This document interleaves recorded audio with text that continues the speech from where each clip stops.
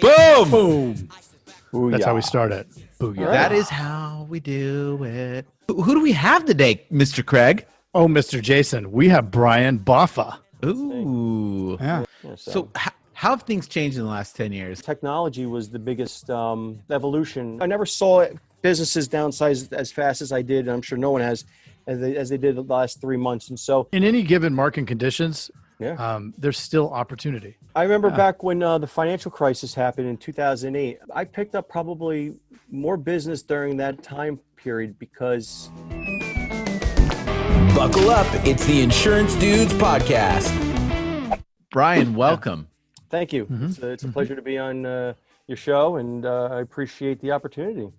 Brian, what famous 80s sitcom living room is behind Jason? That's right. Oh, that's Oh, you know it too. that's not the Drummonds, is it?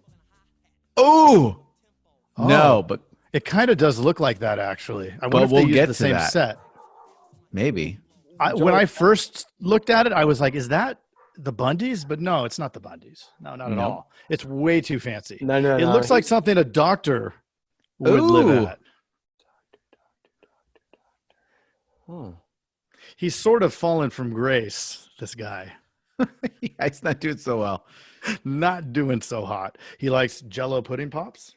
It's definitely not Archie Bunker's living room, No. that's for sure. I just gave away the biggest clue you could possibly get. What the was it? Jell-O pudding pops. Bill Cosby show, the Cosby Show. Yes. The cause. Yeah. Which I loved at the time. No, it was great. It was great. I don't think you're allowed to say you loved it. I don't know what's going on anymore. All I know is Mr. Heathcliff Huxtable was such a good dad. He And was. now I found out he's a bad dad. Bad dad. Roofies. Yeah, he grew into a bad dad. Yeah. So maybe not the best. Damn social first- media. Yeah. Well, All right. Let's jump into this. So yeah, we let's thought get nothing like we said, insurance is so exciting. What else is that exciting that we can get on the show? We thought payroll is another exciting subject. so exciting. Boom, let's put the worlds Put together. the two most exciting things, merge them. Yes. Yep, exactly. Yeah. So Yeah, every so- day I jump out of my bed getting ready to go to my exciting career. Yeah. Well, so yeah. for those that don't know me or Brian well, like Brian and I have known each other for now, is it 30 years? Close If it's to- 30 years, that's gross.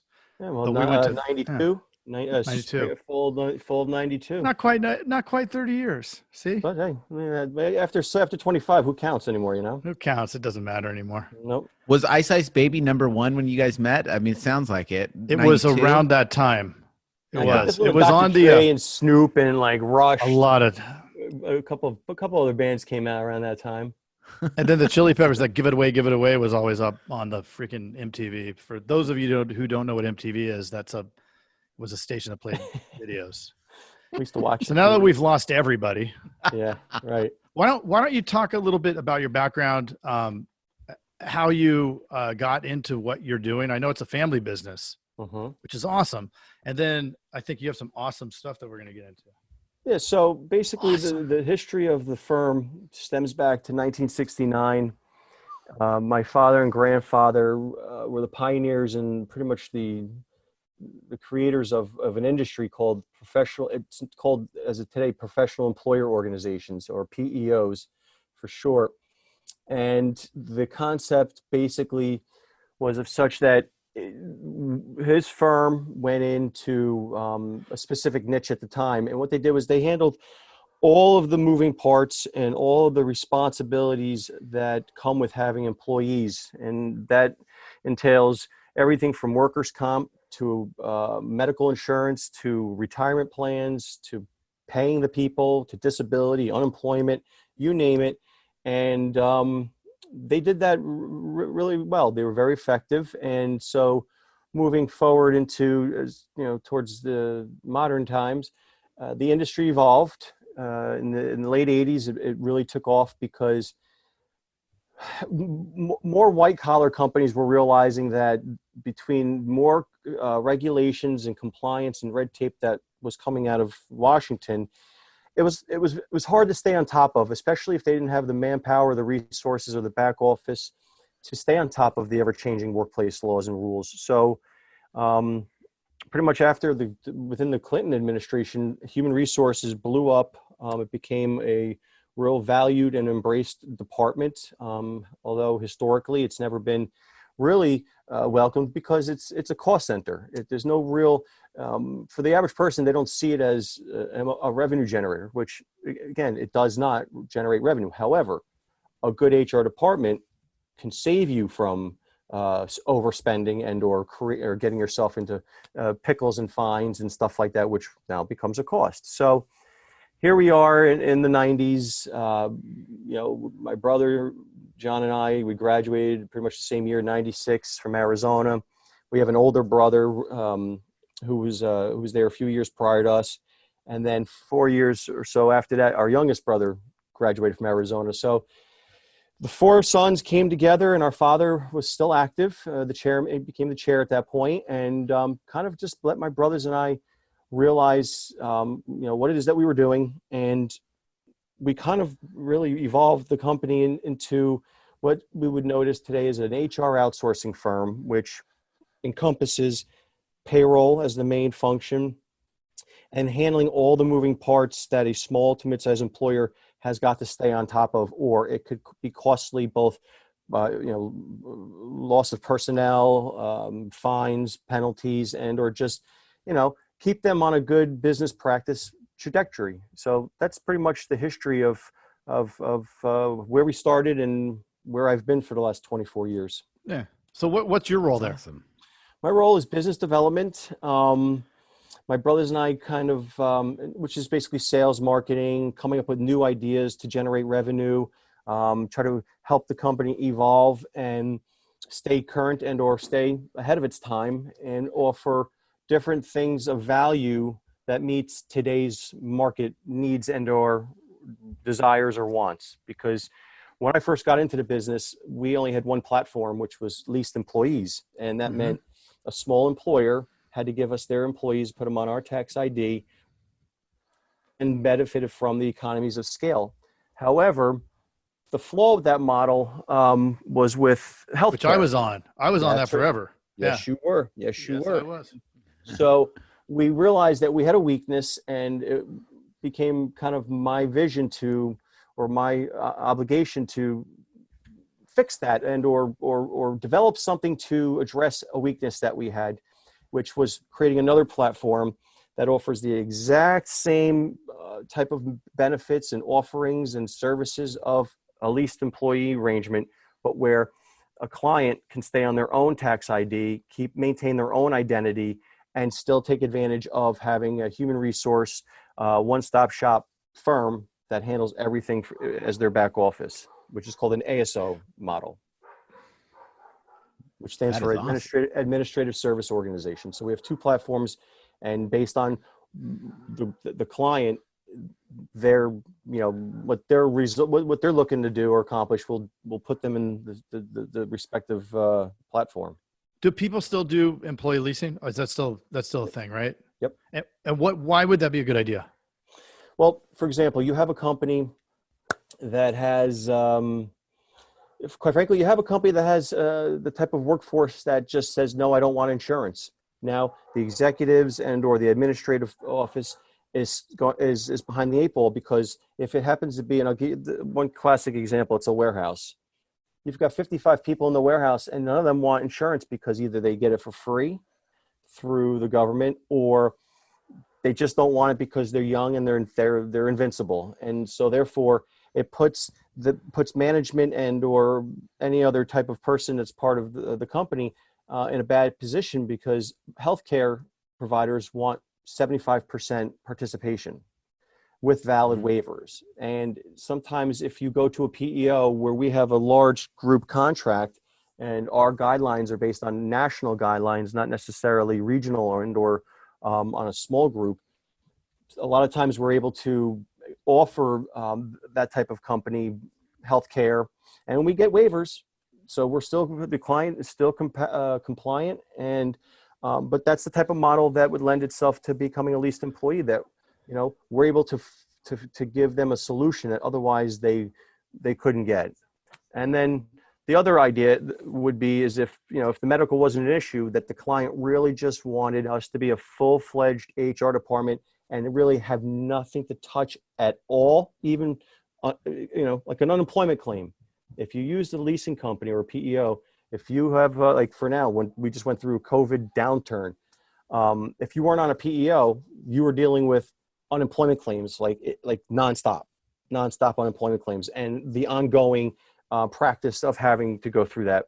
But if you were on your own tax ID, or if you were on ours, we took care of all that. The client didn't see one UI claim whatsoever. So it still has its place in the market.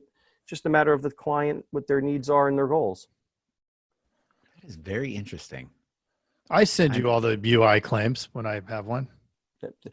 Yep. Well, that's because with my ASO model, we are able to mirror the PEO model.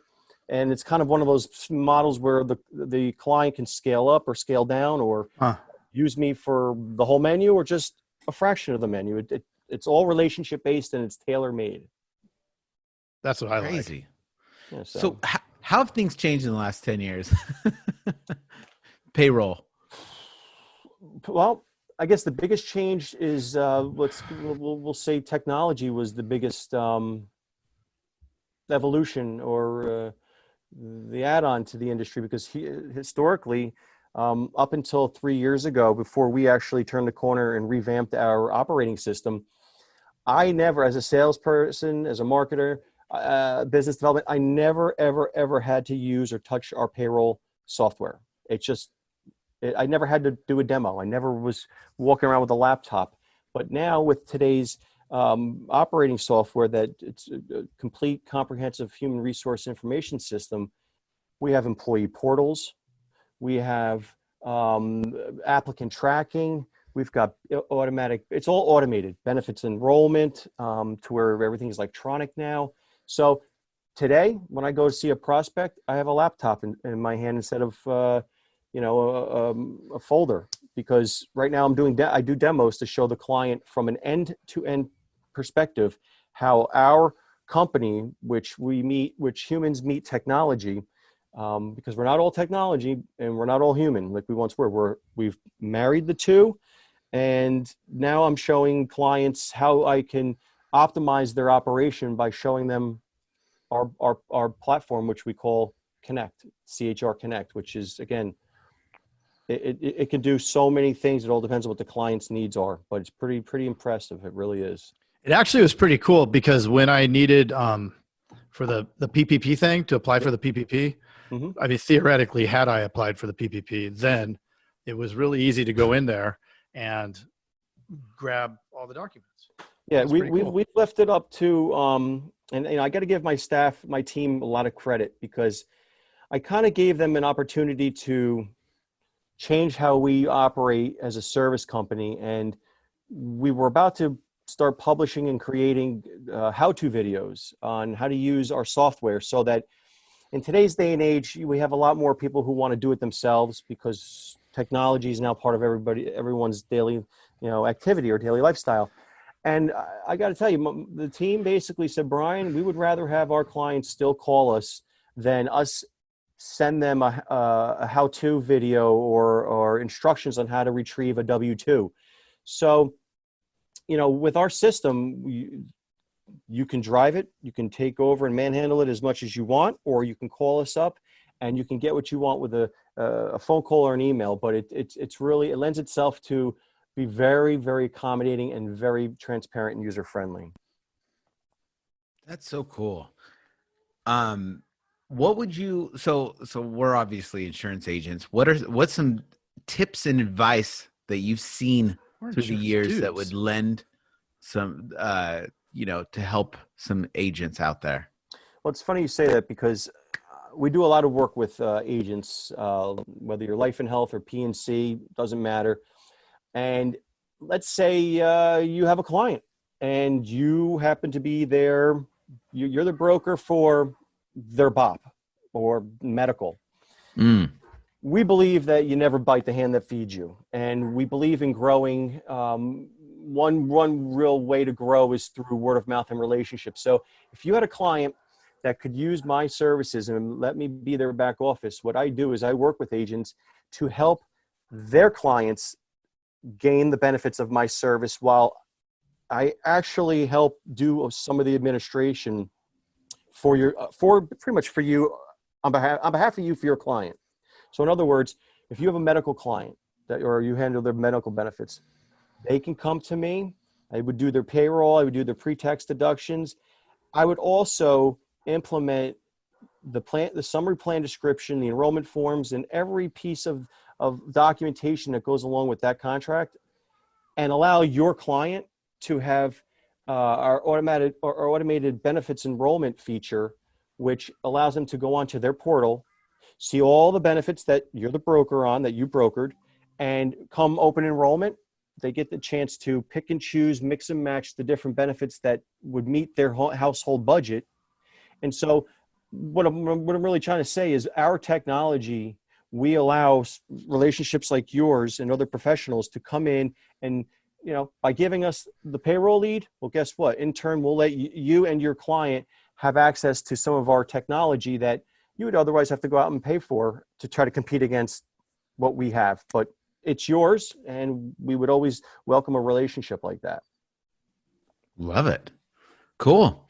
What are some of the problems that you've seen that agents have run into to kind of avoid? Let me think about that.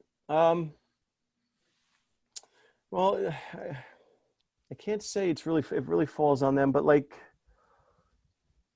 that's a good question. What are some of the problems agents run into?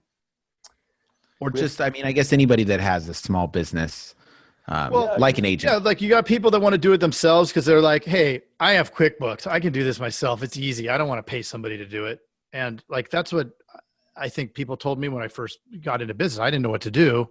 And then I'm talking to you, you're like, dude, it's like $20 a person per month. Who cares? Right. I got the answer for you. Basically, as soon as, and we actually picked up a lot of market share due to this because it seems to be that we prosper most when there's confusion, chaos, and stuff like regulations. And so when the ACA was being drafted, the broker community was losing their minds because they didn't know what it was all about. They had to understand it. It was not easy. It was complex and typical by the government, making it very confusing. So what we did was we helped the broker community. Again, a relationship came over.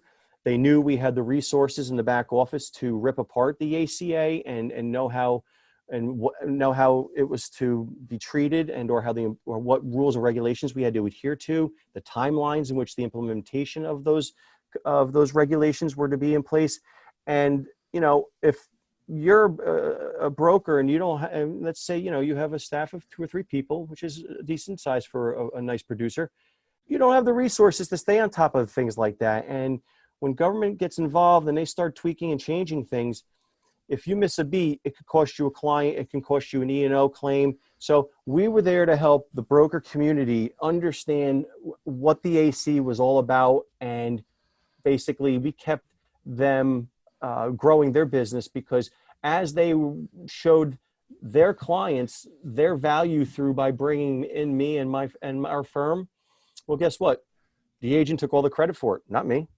If it wasn't for the agent that put us two together, there would be some serious issues. So when it comes to things like regulations and changes within the industry, that's some of the challenges that a smaller shop or a broker would be faced with. But when you work with someone like CHR or PCI, as we're known, we really are your relationship that helps you navigate.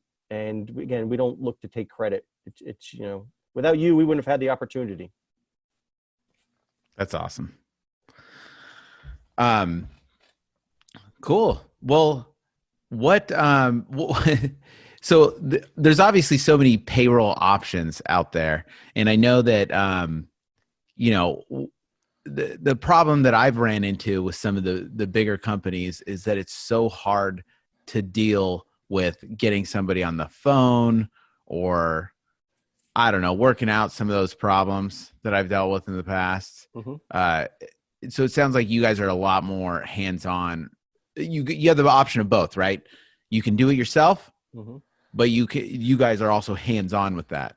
We are high touch, white glove at its best. And the way our system is designed, when I bring in a client, let's call it ABC IT services, that client gets a list of dedicated individuals, professionals that are there for them. And so if there's a payroll question, obviously you can get to them through an email, or you can pick up the phone and you dial someone who handles your payroll each and every single week. The same thing goes for our administrator in our workers' comp department, the 401k department, the benefits department, the unemployment. So there's a list of contacts that becomes your personalized team, so that at any given point, you're not getting lost in voicemail, in the voicemail circuit, or you're not calling another state per se to get an answer that you needed from somebody that should have been, within your state. So when someone has a question or comment or concern, they call their dedicated service rep, and that service rep is constantly working on their payroll. We don't have a ticket system, which I'm not saying that's a bad thing, but when you deal with payroll, when you're dealing with an employee's insurance, as an administrator, time is of the essence. And so we've always prided ourselves on being able to have that direct connection and be there for when the person calls. And we do develop some solid relationships that way, so that, when it comes to around the holidays, we're getting cards from the clients, or the payroll tech gets a card from the client, because they've developed a nice rapport and a relationship over the years. So we don't have a call center, and you really are a name and a person. You're not a number. Cool. Well, so what's Brian, what's one, like the biggest thing you think that people that miss when they are trying to go in and do this themselves? Well, they miss payroll taxes, or I guess there's so many moving parts. Well, that's just it. The first thing that they miss is the comprehension of exactly what they're getting involved in. They don't understand. They think, and again, I'm not trying to belittle the person that does try this, but they think, oh, it's so simple. I got QuickBooks for this, and I've got my insurance broker for that, and my wife, she comes in twice a week, and I got my cousin who comes in, who's here. They underestimate is the first problem. They underestimate what it's all about, and payroll taxes, if they're not filed on time, if someone forgets, if they're doing multiple jobs. And the one thing we see a lot of is the smaller client, the smaller employer, you've got a lot of people wearing multiple hats. And especially when you have a situation where, for example, when the ACA was going live, it's been in my experience, a lot of times I've dealt with the controller when it came to medical benefits, or I dealt with the office manager with the medical benefits. But when the ACA landed, they didn't know what to do. You got the controller who's supposed to be taking care of the company finances and the general ledger and in that part.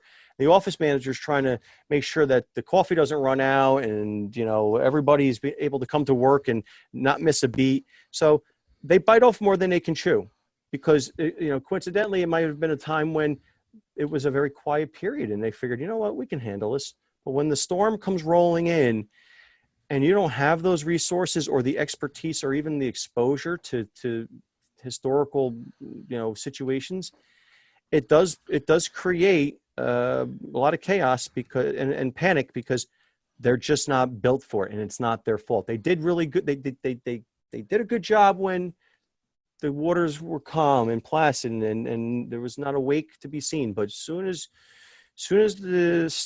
things start to hit the fan, they're Googling this, they're calling people. So with our back office, which it could be on demand. We are a real value added proposition when it comes to making sure that people in times of crisis, or even most recently with the COVID pandemic, a lot of my clients did not know which way they didn't know which way to turn, and we were there for them, even out of our wheelhouse. We were there for them to try to help them navigate through the application process, because we did it and we understood what needed to be done. So, you know what, that's an interesting thing, because I think that's top of mind. People don't know if it's going to last forever or for, a couple of years or a month or whatever, right? Like we don't know. It's starting to look like this is some kind of long-term thing. What kind of adjustments have you guys had to make? And have you seen that is important, maybe that small agencies don't know or aren't ready for? Well, what I've recently was able to witness firsthand, and again, I'll use the most recent 10-year window. So 10 years ago, when after the economic recovery of the Great Recession and the financial crisis, we started to see people come back together and start to grow.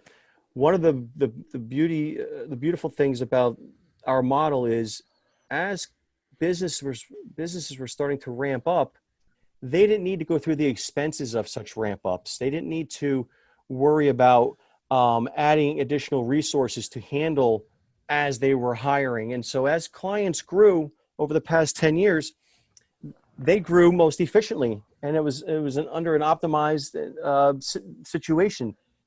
Now, to the flip side, with what just happened in the last 3 months, where people were downsizing more. I never saw businesses downsize as fast as I did, and I'm sure no one has, as they did the last 3 months. And so with our model, we were able to keep them somewhat intact as they were issuing furloughs and or going through the layoffs. And, I bring up the analogy of like a balloon. We're like a balloon. If a client is starting to ramp up, well, they just keep blowing us up and until they've reached their capacity. And then they don't really feel the growing pains. And on the flip side, when they were downsizing, we were there helping them make sure that it was as least disruptive and, as little distraction as possible while they were trying to figure out how to reduce their head count. Now they're going to be coming back, because if they've got the PPP, they've got to now figure out how they got to get that money to their staff, and what are the requirements and the regulations on the forgivable part of the loan. So we're there to help them both grow and downsize, unfortunately, if and when that happens. Again, and the premise is least distraction and least chaos as possible. Right, because you want to just you need to navigate the business, not this stuff. Right. What percent? And I don't know if you have this data or not, but what percent of the businesses that you've had would you say downsized, decided to go on the defense? Well, a lot of my hospitality and right. dining, my restaurants and my hotels, which we do a lot of, just whacked. Shut down. And the hotels, at least the restaurants were starting to come around with curbside, but my hotels, which they have not been able to really recover at this point. What about business, like sales organizations? Is it the same type of thing? Yeah, I mean, they've felt it. They've had the downsize, because myself being in sales right now, and as a matter of fact, I was just having this conversation moments ago about how I have to adjust and shift my thinking, because right now, as much as I would love to go door to door, I can't go door to door to talk to anybody. Oh yeah, you're in New Jersey, huh? Well, just in general, there's, first of all, people aren't even back at their offices just yet. And then when they do open up, I don't think they're going to want outsiders coming knocking on the door. And again, that's right. I can't say that was really a practice of mine, but I would from time to time, happen to stop by people who I knew. But now I feel a little bit awkward if I did, because they may want to respect the traffic and have minimal traffic coming in. Another thing is, who right now is really looking to buy something and or change something when they don't even know if they're going to have the same payroll amount of heads on payroll that they're putting back on now. But when after 8.5 weeks runs out and not everybody's open or the traffic isn't what it used to be because people are still very concerned about going out, it's going to be very challenging for those that are in sales. I got to say that unless they're selling Clorox bleach and or disinfectants or insurance. Oh yeah. So we experienced I think in our world, we've seen the people that have scaled back, right? That went on defense. And then there's like Jason and I have gone on offense because if everybody's scaling back, then it seems like a huge opportunity. And listen, I agree 100%. Yeah. I said to my brothers, I said, I don't want this to sound like we're going to capitalize on a pandemic or we're going to take advantage of a pandemic. I said, but what we can do is assist or offer our services during this time, which is very unusual, and offer or explain how we can help people get back on their feet and help them start to ramp back up, because things are going to slowly come back. And why not? I said to some people in a conversation not too long ago that, for the last 10 years, we were intoxicated on growth. Nobody was really paying attention to the real details because the economy was growing and people were making money. Well, now I know as a business owner, I've reflected back on the last 10 years and I've been able to identify some things that I want to do differently when we come back to full size, and we want to optimize how we operate. And that's what I want to be able to bring to the employer out, the small to mid-sized employer out there, or the insurance agency out there, or whomever, is that as they look to get back on their feet, well, let me help you get back on your feet with the most economic and efficient way possible. And by using our services, I think they can see that value. Yeah. I mean, in any given market conditions, and you could argue that this may be the worst market conditions we've seen ever. Yeah. There's still opportunity. Absolutely. Right? And that's where you have to find it. I mean, there's still people that in our world, there's people still need to buy insurance. Mm-hmm. No matter what you say, they have to have their insurance. There may be some challenges with paying that, but luckily there's a magic printing press that keeps printing money and handing it out to everybody so they can pay their insurance bills. And, we'll see how this all shakes and rattles out down the road, or maybe for our grandkids, but it is interesting. It's an interesting time nonetheless. Yeah, I think marketing, as long as it's ethical and you're serving people, then I think that taking opportunities is what the name of the game is, to serve those people. So if it is a pandemic that we're going through, how does our service and stuff fit this? How can we help people? Mm-hmm. And let's go hard on that, because those people need to hear it. And it's kind of like what we were talking about earlier in the day with even just selling insurance. It's like, I like to hammer people with calls. You know what I mean? Just those people that are even quoted over and over again. I know a lot of sales agents feel like, oh, I don't want to bug them and stuff, but it's like, dude, tell them it's either if you want this, I'm going to keep calling you, because I know it's one of those things that nobody wants to deal with, and they're kind of pushing it off. Everybody's fighting for a piece of their attention. And the only one that's going to get through is the person who's the loudest. You're either going to serve, they either want you to help serve them or they don't. So just tell me you don't. And for the people that do, I'm going to be there, and I'm going to continue to hound them. Yeah, no. I mean, I remember back when the financial crisis happened in 2008. I'm also a licensed financial advisor. I picked up probably more business during that time period because, unfortunately, a lot of people ran for the hills and they left their client. They didn't look back to take care of their clients. And I have a feeling that with what's going on or has gone on the past 3 months, there's going to be a lot of people out there that are being ignored or just left out to feel vulnerable. And I think that's where a lot of market share can get picked up, is showing that, hey, listen, you care, you're there for them, because there are other there are other professionals that were there. They're just they're maybe they're taking care of their big fish, or they're just, maybe they didn't make it back. But I just think this is an opportunity to provide a service or provide some help, or just be helpful and or resourceful, and you can I mean, there's taking advantage, and then there's finding opportunity. Buying up all the rubbing alcohol and then sitting on the corner and selling it for $50 a bottle, that's taking advantage, right? Exactly. Right. And but looking for the opportunities and winning in this environment, sure, you know what, people are going to be pissed at you because they didn't. Right. But if you want to stay in business, you got to fight for it. So Brian Boffa, this is awesome. If anybody wants to check out the site, what's the website? www.chrusa.com. Crusa. Yes. I've been there a couple times.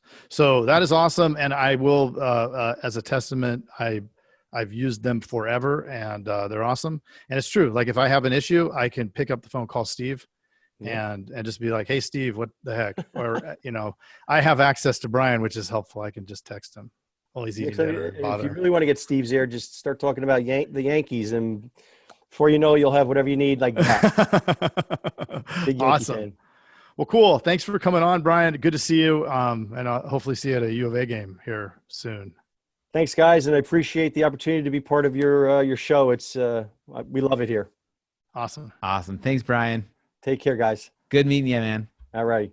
Hey, you've got to check out the Insurance Dudes Inner Circle, coming soon, where you get extended interviews as well as live coffee talks in our private Facebook group. Join the mailing list today at theinsurancedudespodcast.com. Hey, thanks for checking out the Insurance Dudes. Hey, please subscribe. We got some really great stuff coming out.